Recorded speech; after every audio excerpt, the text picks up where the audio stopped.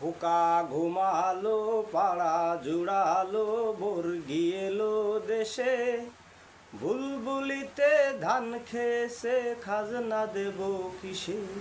হে বাঙালি জাতি, সবাই ভুলে গেছেন এই ভয়ঙ্কর ছড়ার কথা।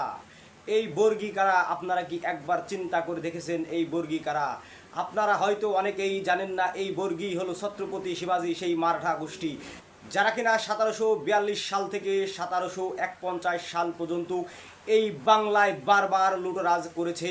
তারা খুঁড়েছে, এই বাঙালি জাতিকে লুটপাট করেছে, সব কিছু তারা নিয়ে গেছে। সেই মারাঠা শাসন নতুন করে 26-এ বাংলায় প্রতিষ্ঠিত হয়েছে। সেই লুটরাজের শাসন এই বাংলার বাঙালিদের অর্থ এবং রক্ত ঘাম সব চুষে খাবে এই মারাঠারা। তাই বাঙালি জাতি যদি ঐক্যবদ্ধ হতে যদি ব্যর্থ হয়, তবে আবারও বর্গীদের লুটপাট লুটরাজ শুরু হবে। তাই তো বলছি, বাঙালি ঘুমালো পাড়া জুড়ালো বর্গী এলো দেশে, দেশের সম্পদ খেয়ে গেছে খাজনা দেব কিসে।